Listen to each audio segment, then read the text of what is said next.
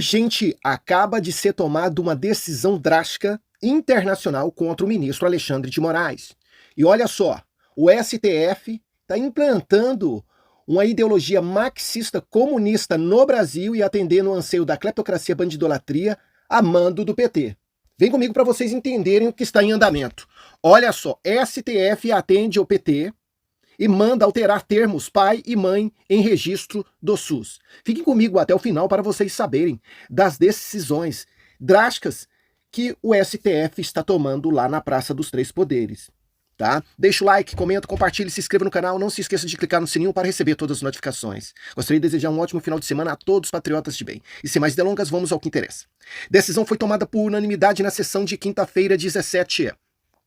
O Supremo Tribunal Federal, STF, decidiu na quinta-feira 17 que a declaração de nascido vivo, DNV, expedida pelos hospitais no momento do parto de uma criança nascida viva, deve alterar os campos pai e mãe, utilizar termos inclusivos para englobar a população transexual.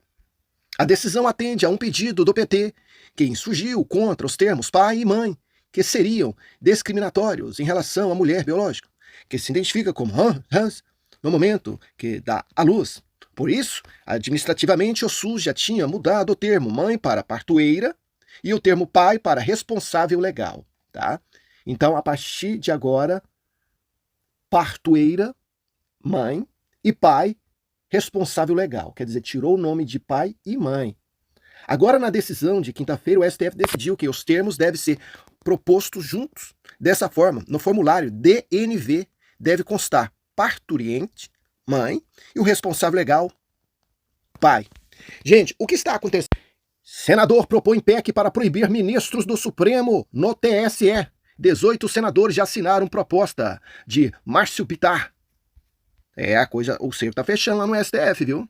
Uma proposta de emenda à Constituição PEC que quer proibir que ministros do Supremo Tribunal Federal, STF, integrem o Tribunal Superior Eleitoral TSE. Foi apresentada no Senado na última terça-feira, 15. 18 senadores já assinaram a proposta, que é de autoria do senador Márcio Bittar.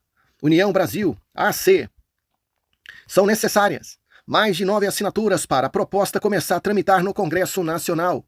A medida propõe que as 3 vagas no TSE destinadas a ministros do Supremo seja substituída por 2 indicações de juízes feitas pelo Senado Federal e 2 pela Câmara dos Deputados. Apelidada de PEC da reforma dos ministros, ela é a mais uma a compor o pacote contra o STF que tramita na Câmara dos Deputados e no Senado Federal. Atualmente, 3 cadeiras pertencem ao STF. Elas são ocupadas pela ministra Carmen Lúcia, que é presidente da Corte Eleitoral, e pelos ministros Cássio Nunes Marques, vice-presidente da Corte Eleitoral, e André Mendonça. 2 cadeiras cabem ao Superior Tribunal de Justiça, STJ. Uma delas pertence à Corregedora-Geral Maria Isabela Galotti e a segunda ao ministro Antônio Carlos Ferreira. Outras 2 pertencem à classe dos juristas e são ocupados pelos ministros Floriano Peixoto de Azevedo Marques Neto e André Ramos Tavares, escolhidos pelo presidente da República a partir de uma lista de indicados pelo STF. Segundo o senador Márcio Bittar, a mudança é uma forma de impedir que ministros do STF julguem casos que passaram por eles no TSE. As informações são do jornal Portal O Tempo. Gente, o que está acontecendo no Brasil? O que está acontecendo no Brasil é que, a mando do PT, a mando do Lula, a mando desses comunistas socialistas, ou através das decisões do STF, eles estão colocando aí de goela abaixo nessa ideologia marxista comunista no Brasil, afundando a Constituição brasileira e as cláusulas pétreas, o anseio da maioria da população. Num país onde o Estado Democrático de Direito funciona, como deve funcionar, o STF, primeiramente, ele atende à Constituição e às cláusulas pétreas, e o anseio da maioria da população, que é de bem. A minoria é o que aplica aí cleptocracia, bandidolatria, todo tipo de coisa abominável que vocês possam imaginar na face da terra. É esses presos aí que estão nos presídios, é esses deputados e senadores que já foram julgados e condenados, mas só que os ministros do STF tiveram outro entendimento 2 vezes, em 2017 baniram a prisão em segunda instância. E de lá para cá ninguém foi mais preso. Quer dizer, eles recorrem até a última instância e chega na porta do STF, e aí depois o STF, porque já passou um certo tempo, e aí todos os processos caducam, e aí eles não vão para a cadeia. Então virou uma cleptocracia generalizada no Brasil. E ainda o Dias Toffoli, o ministro do STF, tem a cara de pau de dizer que ficou muito chateado de tomar, né, muito triste de tomar aquelas decisões e engavetar os processos e as delações premiadas e as multas bilionárias da Odebrecht e do Léo Pinheiros. Tipo assim, debochando da cara da população brasileira de bem. Agora, o que nós estamos vendo é que, através dessas decisões que os ministros do STF tomaram, quer dizer, tiraram a possibilidade das pessoas escolherem o nome de mãe e pai. E pasme, essas escolas estão aí dominadas por essa ideologia marxista-comunista. A maioria desses professores, boa parte deles, são comunistas socialistas de carteirinha, porque infelizmente eles tiveram essa lavagem cerebral na cabeça deles quando eles eram criança e estudou nessas escolas e nessas universidades federais. E agora eles estão ideologizando, né, com essa ideologia na cabeça do povo. Então aí você pega crianças que começam, né, a receber essa lavagem cerebral. O que vai acontecer com essas crianças? Quais são as decisões que eles vão opinar? Quais são as decisões que eles vão tomar? Deu para vocês entenderem o caminho que o Brasil está enfrentando? Se eu for falar para vocês as decisões que a maioria desses ministros do STF tomaram, que não atende o anseio da população brasileira, eu vou ficar aqui semanas e semanas falando sobre as decisões. Uma delas, só para vocês entenderem, uma das, né, é que eles liberaram 40 gramas de maconha. Quer dizer, agora não existe mais traficante. Qualquer traficante pode carregar 40 gramas, dar 130 cigarrinhos do capeta, né? E vender para todo mundo, depois pega mais 40 gramas, a polícia não pode fazer nada. Então o que eles estão fazendo? Já estão preparando o terreno para a sua militância. Num futuro próximo, eles permanecerem definitivamente no poder. É assim que trabalha essa galera dessa ideologia marxista-comunista. E agora nós estamos vendo aqui mais uma PEC que os patriotas conservadores parlamentares estão colocando em andamento para que seja aprovada. Gente, olha, com Pacheco e Lira não sai nada. Se depender daqueles dois ali, eles vão querer ganhar cargos, como já está aí circulando nas redes sociais, que Pacheco poderá trabalhar para o governo do Lula. Tá? Agora em 2026, é aquilo que o Flávio Bolsonaro disse. Se nós colocarmos a maioria de deputados e senadores, que é isso que vai acontecer em 2026, aí sim essas decisões e essas PECs que estão aí, elas poderão ser aprovadas e essas pessoas poderão ter, né, os seus poderes reduzidos e muitos deles que não seguem a Constituição brasileira poderão sofrer impeachment. Foi isso que aconteceu lá em El Salvador. Para quem não sabe o que aconteceu em El Salvador, o presidente lá de El Salvador, ele disse, povo, para nós obedecermos à Constituição e às cláusulas pétreas e os rituais, nós temos que ter a maioria de deputados e senadores. Depois que nós tivermos a maioria, aí nós poderemos fazer uma faxina geral. O povo saiu às ruas, elegeu o máximo de deputados e senadores, como aconteceu agora para cargos de prefeitos. E depois que a maioria estava lá no Congresso, aí começou a faxina geral. Eles impeachmaram todos os ministros, não salvou um ministro lá de El Salvador, lá da Suprema Corte. Impeachmou todos, e não ficou só por isso não, ainda colocaram eles na cadeia, porque eles tinham cometido muitos crimes. Se brincar, mais crimes do que um delinquente lá em El Salvador. E agora, hoje, o país de El Salvador está vivendo um país das maravilhas, onde não tem homicídio, onde não tem cleptocracia e bandidolatria, onde não tem político corrupto, porque aqueles corruptos foram parar todos na cadeia. Estão vendo o sol nascer quadrado e os bens que eles roubaram da população dos cofres públicos foram todos devolvidos, sequestrados. É assim que o povo de El Salvador fez para derrubar aquela ideologia marxista-comunista e aqueles que estavam, né, dizendo que eram os guardiões da Constituição brasileira, de El Salvador, né, mas só estava atendendo o anseio daquela minoria lá.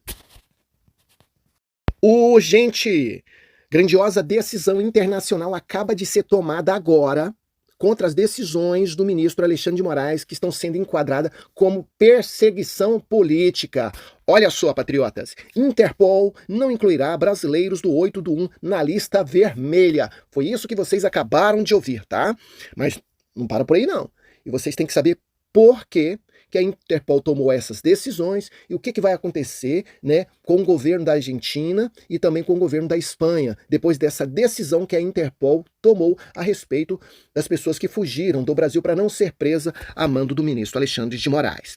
Olha aqui, recentemente a questão de incluir indivíduos acusados de crimes políticos na lista de procurados internacionais da Interpol gerado debates em janeiro de 2024. Um incidente significativo conhecido como Badernaço trouxe novamente à tona essa discussão acusados de participar de manifestações antidemocráticas. Algumas dessas pessoas encontraram refúgio na Argentina, onde são vistas como asilados políticos. A recusa da Interpol em adicioná-los à sua conhecida lista vermelha ressaltou os desafios legais e éticos relacionados à categorização de crimes políticos. O papel da Interpol na captura internacional de foragidos.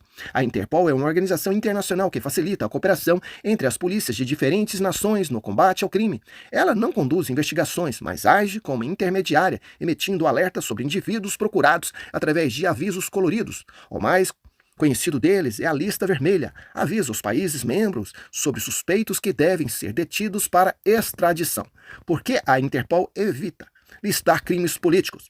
Uma das principais razões pela qual a Interpol reluta em listar acusados de crimes políticos é a sua missão de evitar ser usada como ferramenta para perseguição política. A organização é guiada por princípio de neutralidade e não intervenção em assuntos políticos. Assim, ao evitar incluir crimes desta natureza, a Interpol busca impedir que governos possam usar seus mecanismos para silenciar opositores ou dissidentes. O caso do Badernaço de janeiro de 2024. Em maio de 2024, a Procuradoria-Geral da República do Brasil requisitou à Interpol a inclusão de quase 70 cidadãos brasileiros na lista vermelha. Esses indivíduos eram acusados de participar de um protesto que degenerou em atos violentos e foi classificados pelo Supremo Tribunal Federal como uma tentativa de golpe de Estado. No entanto, a Interpol considerou esses atos sob a ótica de crimes políticos, o que levou à sua recusa a emitir os avisos vermelhos solicitados. Então, essas sentenças que os ministros do STF deram para cidadãos brasileiros a mais de 17 anos de cadeia, para a Interpol, ela se enquadra como movimentos políticos, né? Manifestações que saíram do controle através de infiltrados, e eles não foram punidos, e quem foram punidos, só os cidadãos brasileiros de bem, né? Que por um acaso escreveu lá, perdeu mané no asfalto, e depois foi tirado, né, esse batom com detergente e sabão, e outros que estavam lá ajudando a polícia a não deixar os infiltrados destruir o patrimônio público também foram condenados. E se não bastasse, eles fizeram questão de apagar 196 filmagens. Aonde vocês viram, né, uma justiça, né, fazer uma coisa dessa, num país onde as leis funcionam? Apagarem logo as provas dos crimes para identificar os verdadeiros culpados. Eu vi um vídeo lá no X, onde mostra os caras descendo, tipo aqueles caras profissionais, né, do outro lado, lá da Praça dos Três Poderes, dos órgãos lá que foram depedrados e destruídos, eles desceram de corda e indo embora, todo encapuzado com bandeira do Brasil, e a população que estava lá fora, lá, né, foram presa. Então quer dizer que eles entraram lá primeiro, destruíram tudo, acabaram com tudo e depois foram embora, e aí quem ficou lá pagando por tudo que aconteceu lá foi os cidadãos brasileiros que estavam lá ajudando a polícia a prender os infiltrados. Mas até hoje, esses infiltrados e os omissos não foram presos. Então, gente, o que está acontecendo é que, através dessa decisão da Interpol, é que o governo, não só da Argentina, como também da Espanha, poderá tomar essa mesma decisão e dizendo para o ministro Alexandre de Moraes que não vai enviar ninguém para o Brasil, porque isso se trata de uma perseguição política, tá?